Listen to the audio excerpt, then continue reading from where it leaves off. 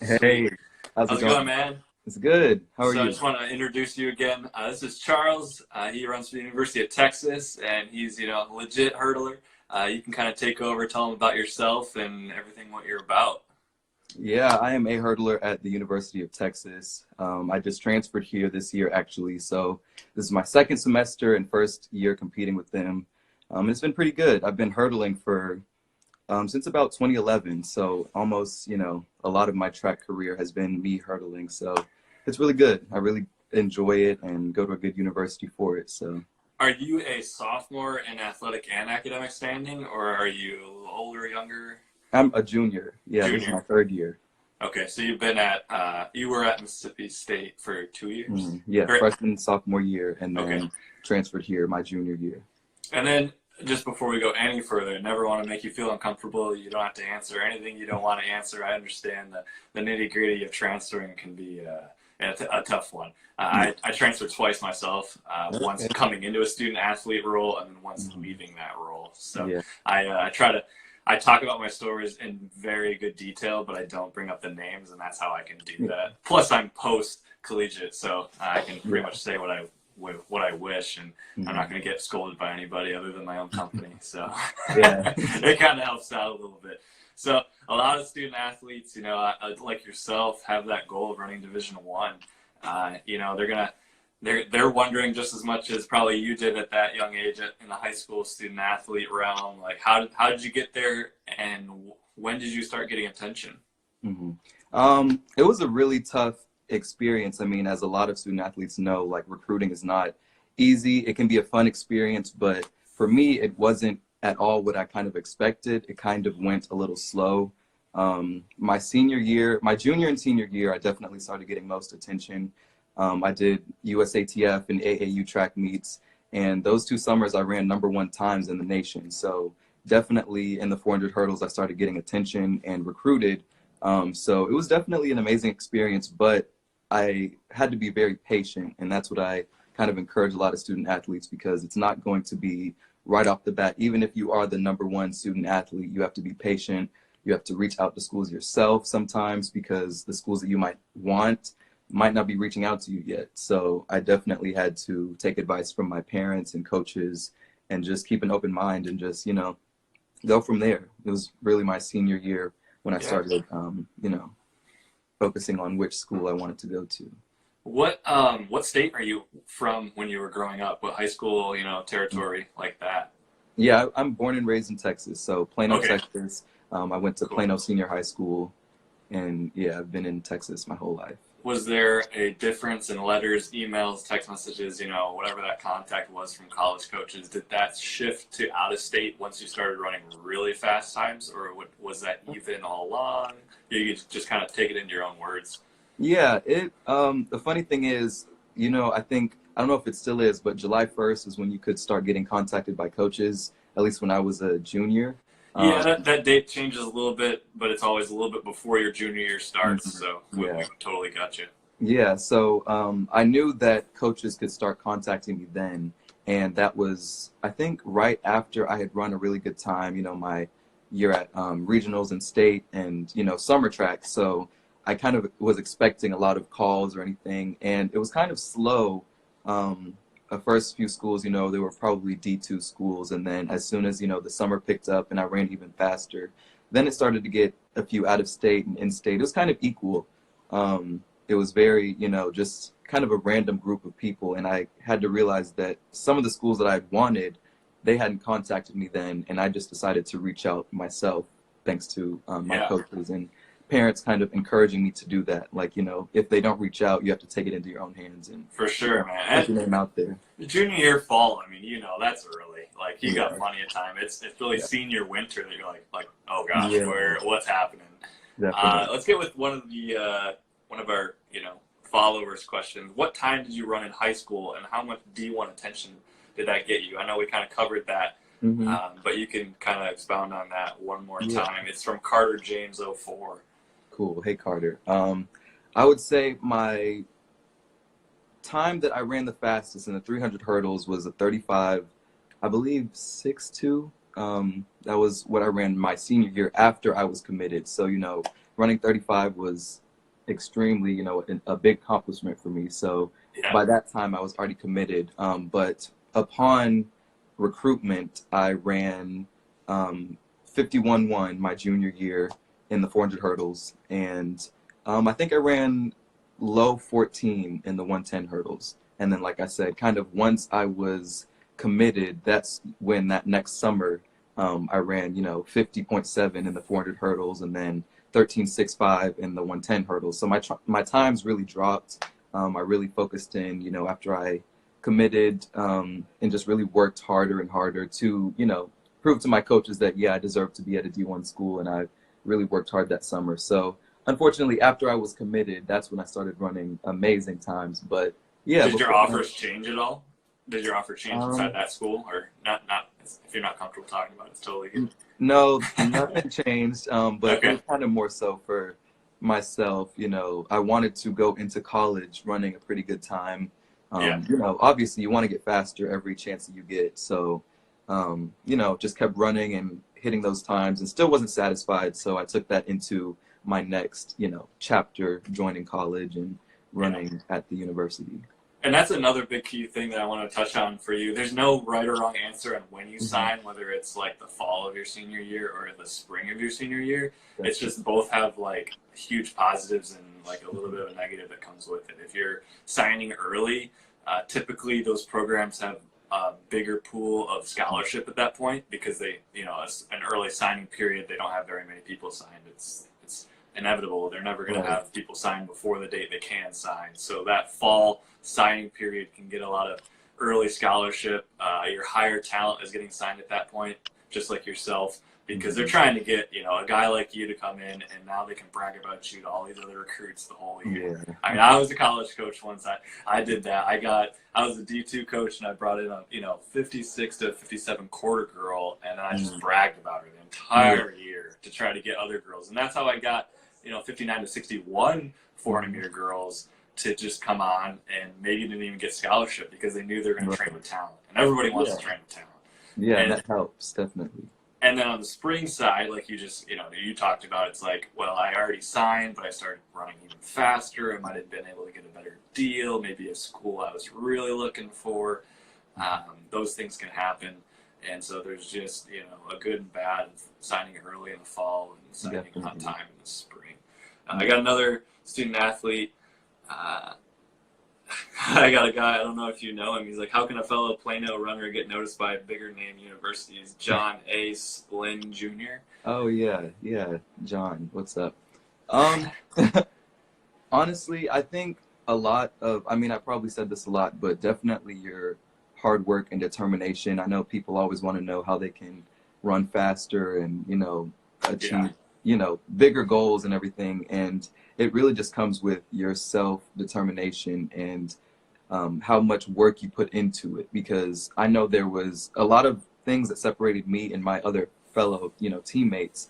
Hmm. Um, it was kind of like work ethic, and I was one of the only ones who made it to state when I was in high school. It was me, and on the guys side, it was me and one other guy my sophomore year, and then I believe after that it was just maybe me and one other guy as well. So that kind of separates you from the others because, you know, I would stay out there really long, you know, days of practice. And, Yeah. but I mean, it's never too late to change that though. Like, you know, you can always motivate yourself to work harder and achieve those things because it's not impossible. It's just a matter of whether you're willing to put in the long hours of every single day practice, no weekends off, you know? So, Yeah.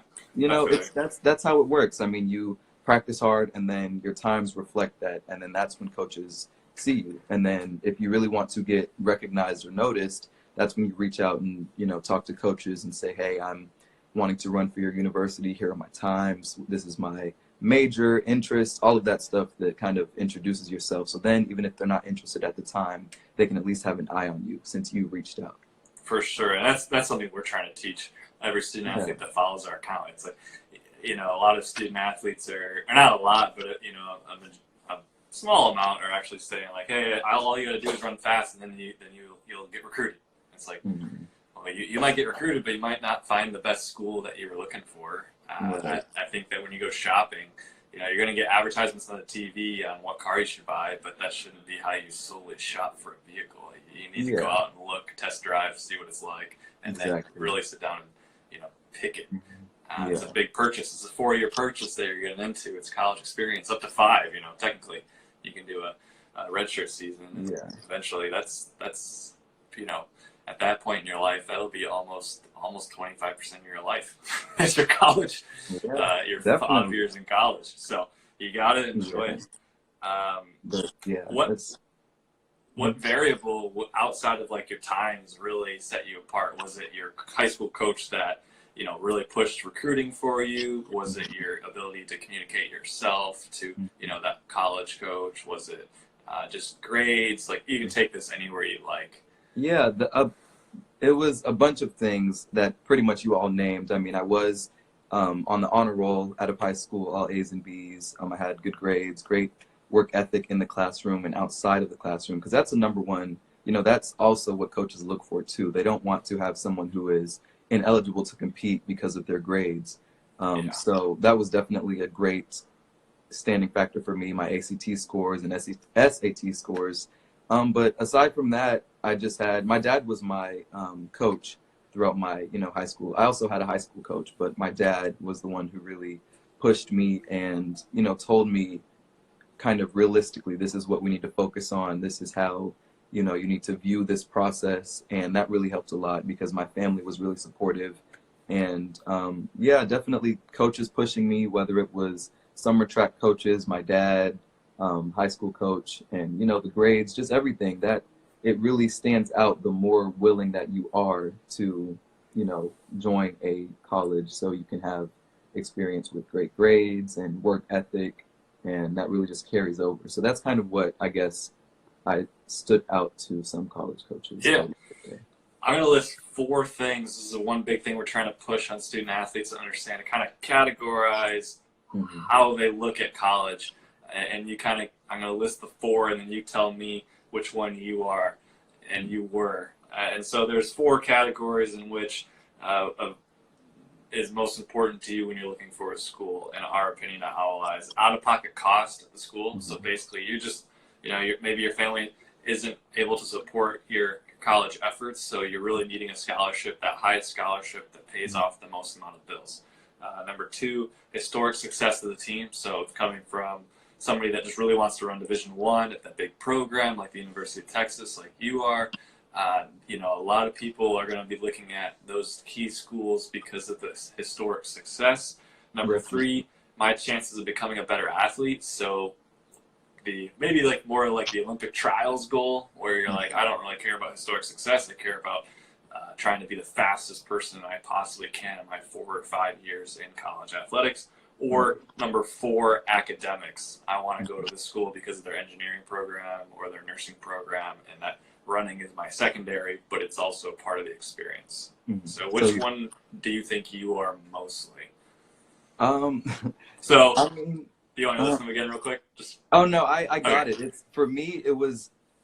I was making sure to focus on all of those because there were some schools that were on. I had 5 schools, 5 visits, and some of those schools, it felt like it kind of lacked in one area where another was higher. Like maybe this school didn't have the history of being a school that won championships and all of that, but they had a really good academic program. This school was offering a lot, this school wasn't. So I sat down, and my final 2 schools, one of them was not offering as much as the other, but I knew that comparatively with the academics and the team and like the group that I would be in, that's kind of what I was kind of trying to base my decision off of. And it took a long time to decide based off of all of those schools, because not any school is going to be perfect. There's going to be some that, lack. So, I just took a leap of faith with my decision, and it took a lot of time. Like I remember really trying to figure out which school I would want to go to, which I could see myself progressing in competition-wise, academic-wise. And then I would say, I made the right decision for myself at the time. And then obviously things don't exactly work out how you intend them to. So this time around, it was still the same. UT has a great academic program, obviously. Yeah. And I mean, Coach Flo is here, so he is an amazing coach, amazing hurdle coach, coach in general. So I definitely did that same process over again. And even this time, I had to be even slower when considering, because I didn't want to go somewhere just frantically and like pick somewhere just because I wanted to go somewhere really quick. And University of Texas was the best bet for me at the time to, for all of those aspects. So I really used all of those to kind of determine how to, Yeah. those. What, how quick were you over? Did you jump from pond to pond and then you were able to compete that next season that was out, or did you have to sit a season? No, How I did that got to work? compete the same. I mean, I transferred in the summer. So this is my first track season here, my first year here. So I was able Right. to compete because I transferred from different conferences. Right. So, That's another thing that we kind of told our viewers, that we have a lot of kids DMing. We had a couple of kids that are already in college, and you when you want to transfer, it's best to go to your compliance officer at your school, speak with them first, get more of a legal course of action, and then obviously you tell your coach, and then you go on the open market, and there's a lot of rules, but as long as you're kind of playing outside your conference, the rules open up. And even if you're at an NAI program or a junior college, you need to pay attention to those rules to then transfer, because in conference, they could hold you back and not compete, because those conference rules, like you're saying, from if you're at Mississippi State and going to an in-conference school, that would have been a little bit more conflict of interest with the transition. So that's super important. There was a school that was in my first list that I was considering transferring to, like when I had my whole options of where would I go next.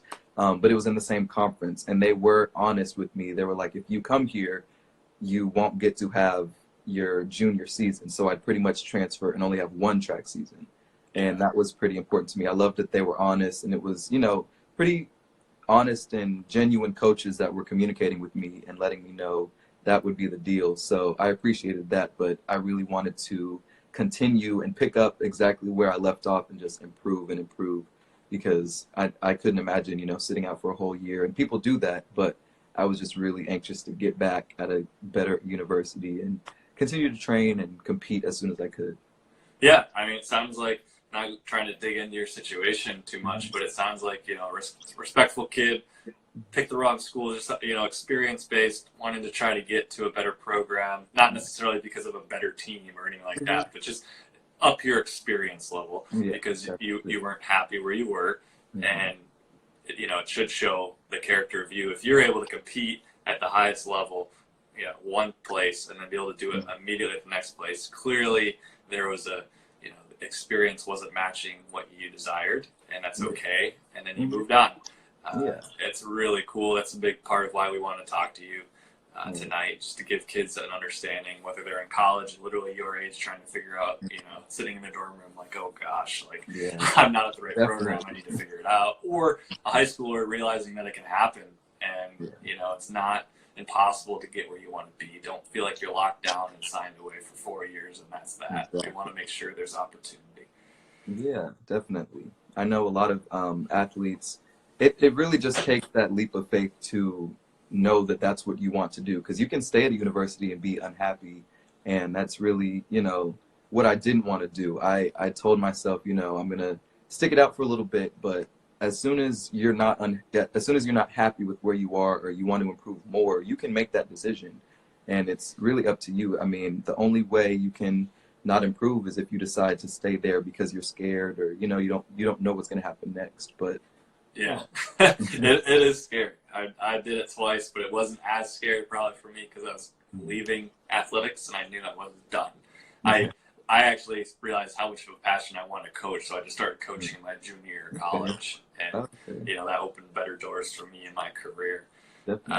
Another question from the crowd. This is a really good one, and I think we both know the answer. It's Chica.efobi. Trying to get on a college radar. Is that my responsibility or my high school coaches? Oh, well, I would say it's your responsibility to do that because I've actually seen a few cases when somebody put all of their faith in their high school coach Yeah. and it wasn't exactly what they wanted. So it's definitely up to you. I mean, my high school coach was very supportive. He didn't exactly help me with recruiting, but if I ever had questions or wanted advice, he was there. But as far as the recruiting part, I definitely, kind of made sure that I was 100% involved in knowing what was going on in communication. Right. I mean, my situation was, I was a decent athlete, a 159, 800 guy, nothing too crazy, nothing, but certainly respectful. I was going to the States in the 4x8 and the 4x4, running, like the, 52 flat and the 400 kind of a kid. And there was a kid above me that was running 156, closer to 50 point. And he was the same age as me, really a good friend down the road, grew up with him since I was 7. And our coaches were really focusing on him, even though he had no interest in running in college. Right. So he just went on and did his education. He's trying to be a lawyer at this point in his life, and he's happy. But I got, kind of a little bit overlooked. And if I would have just laid in my trust to my coaches, their human behavior was to try to help the fastest kid. It makes sense. Exactly. And so I didn't get the help that I wanted, and so if I would have just sat back, I would have had no opportunity. But when I started searching, I had plenty, and that's coming from a kid that's just training every year, getting a little better, just trying to figure it out. I went Division II, it served me well, and again, relying on the coaches would have been a bad option, even if you have great coaches, because they, think of how many kids they coach a day. They have a lot of responsibilities. A lot of times they have full-time jobs. They're doing out of their goodness of their heart, and it's always tough to be really good at everything. Yeah. Let's see. How do you convince coaches that you are a hard worker and will listen to them? This is from Taryn.A. Garwal, I think. If this is about, I wonder if it's before you get recruited or if you're already... Probably in the recruiting process, but just probably on a college campus. Let's just turn it into when you're on a visit, how do you go about visiting, and how do you go about asking questions? Yeah, I would say definitely ask questions, be yourself, let them know who you are, the type of person you are, that you'll work very hard, and let your times and your work ethic kind of reflect that. So, you could say, well, my times are this, I really want to get here at the end of this season, and just kind of keep them updated with how much you're working and how your times will show that. So it's really just a matter of, being yourself and just being open and letting them know that you want to be here. You take this very seriously, and you are a very good candidate, and you have to really live up to your word and, prove it, because it's one thing to say it, but if you get there and it shows that, that it's not really, true to who you are, then they'll definitely notice that, and you might not be there that long. Sweet. And then I guess my questions are going to get into, what are you studying and what are you trying to do in a couple of years when you graduate? Yeah, I was majoring in broadcasting at my last school, and I was hoping to transfer into the radio, television, and film department here, but it's a kind of a NCAA rule that you have to have 60% of a certain degree once you hit your junior year. So I wasn't able to transfer right into that, although I'm probably going to either do grad school for it or have a minor in some sort of, film, because I really want to do film and writing and producing, because I have a YouTube channel and I love making videos, editing, writing. So I've always loved doing that. And what is your YouTube channel? That's just my name, Charles Brockman III. So sweet, check it out, guys, because I've watched a couple. He does unveilings on his gear, both at his previous school and his current. Those are probably his top videos, and does a little bit of lifestyle vlogging and would you say just track and field meets in general? Yeah, definitely. I do some of everything. I have vlogs on there, unboxing of gear. I make music, so just kind of all that I like to do. And my passions are all on there. So I really want to continue being creative just down the line. And that's really what I'm, kind of studying. Right now I'm studying communications, but I still have a lot of writing classes and classes that allow me to be creative. So that's a good, second for right now until I figure out what else I can do academically here. Yeah. What is then, you know, you graduate, you have grad school, it sounds like you're thinking about. Mhm. Do you think that you could get into your YouTube full time? Do you think you're going to be working broadcasting with television? Like, what's the, you know, Yeah. what's the dream? Yeah, I definitely want to do, well, I would love to obviously make YouTube a big thing, but I Yeah. have a lot of backup plans because Austin is an amazing city for creativity and broadcasting. We have the Longhorn Network, so I think in the summer I'm going to be doing a little bit of work with them, kind of maybe an internship or something that I can, balance with track. And my advisors are really, really nice and open to my ideas. So I just had a meeting with her the other day, and we're probably going to try to figure out how I can start, moving towards that. So I would love to work for the Longhorn Network and continue to build up, my YouTube channel. And I made a podcast. I have a few episodes coming, and I don't know, I just like to make things and hopefully inspire people watching. So Yeah. if YouTube takes off, then that'll be what I do. But hopefully something like I said, the Longhorn Network or any local station Yeah. here in Austin. That's cool. You're doing a lot of things. You're going to school, you're running, and you're vlogging quite often and doing a lot of stuff. So keeping busy, I love it. You know, he's a great example, guys, of someone that's not just going to college to say they have a degree. He's clearly doing it for the experience and pulling as much as he can out of it, which is everything that you should be doing in college, whether you're an athlete or not. So we really encourage that here in our company. Um, I don't want to try to boast about anybody or any of my own accomplishments, but it's about going in, you know, screaming your goals to anyone you know, because those people at that university may have connections outside of that world and get you involved in your future goal. So Yeah. don't be afraid to just keep going and going and going. And Yeah. we really support you. We'll be watching you. Where are you racing next, and what's the goals? I'm racing in Clemson next week, South Carolina. I guess this week, this Thursday through Saturday, and Okay. then it's conference Big 12. So I'm really looking to just run a clean race. I PR'd my first two meets in the 60 hurdles, but the last two meets I've been kind of really overthinking and trying to hit even lower times. So this week I'm just going in and I'm gonna relax and Yeah. yeah. So go with the flow and definitely just try to run some good times and continue the momentum and work towards conference, and then it'll be outdoor season and I can run the 400 hurdles again, and that'll be exciting. And that is your main event. Yeah, definitely. I mean, you're a fast guy in the 60 hurdles, so I look at those 60 hurdles and I'm like, dang, like that could be his main event. But, keep doing you, man. I appreciate coming in and doing this. We'll try to do more often. Yeah. If you have any questions on our end as well, we're always here. My name's Dan, of course, and this is Charles, and he's a big D1 athlete trying to do the dream of being an athlete, getting his degree, and also pushing for creative goals on the side of music and vlogging. So Yes, thanks for your time, man. We'll get in touch soon, and good luck at your race, and then the conference, baby. Go get it. Thank you so much. Thanks. Any Happy recruiting, national everyone. any national goals here this year?